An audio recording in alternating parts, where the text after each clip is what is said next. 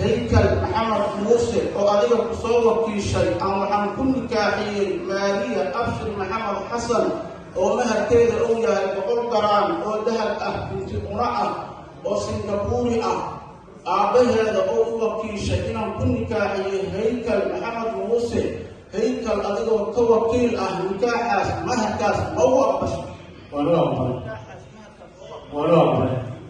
waxa ay ahayd xaflad meher oo si heer sare ah loo soo agaasimay. Xafladani ayaa ka dhacday iminka magaalada Muqdisho ee caasimadda Soomaaliya. Haddaba daawadayaal muuqaalkeena maanta ayaa ku saabsan xaflad meher oo ay dhigteen boqoradda isteelka iyo Haykal. Sida hordhaca muuqaalka baan idinkula wadaagay, Haykal ayaa ku mehersaday boqoradda isteelka 100 garaam oo dahab ah. waxa ay ahayd xaflad meher oo si weyn loo sugayay. ugu dambeynna maanta oo ay bishu tahay 6da bishii 6aad 2022 lagu qabtay magaalada Muqdisho ee caasimadda Soomaaliya. Haddaba xafladani Haykal si toos ah uma joogin xafladda oo kama qayb qaadanin, gacantiisana laguma mehrinin, balse waxaa wakiil ka ahaa walaalkiisa, kaasi oo sida hordhaca muuqaalkaba aad ku aragteen qaybta dambena aan kugula wadaagi doono isaga oo intaa ka faahfaahsan.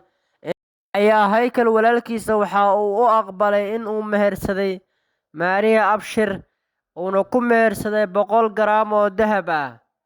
Haddaba daawada intaanan kula wadaagin qaabkii uu meherku u dhacay, waxaan si xushmad ku dheehan tahay kaaga codsanayaa haddii ay tahay markaagii kugu horeysay ee channelka aad muuqaal ka daawanayso inaad subscribe dhaato gambarelkana furato si aad uga mid noqoto daawadayaasheena qiimaha badan ee bartan ku xiran.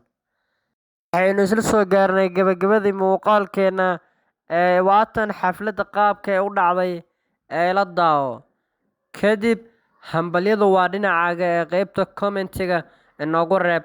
muuqaalkan waxay si xushmad ku dheehan tahay kaaga codsanayaa inaad like saarto, asxaabtaadana aad la wadaagto si ay hambalyada ula qaybsadaan walaasheena iyo walaalkeena. هيكل محمد موسى وأديك تصور في شيء أو عن كل كاحية مالية أبشر محمد حسن ومهر كذا أويا بقول قران ودهب بنت امرأة وسنغافوري أبي هذا أو في شيء عن كل كاحية هيكل محمد موسى هيكل أديك توكيل نكاحاس مهكاس موقع بس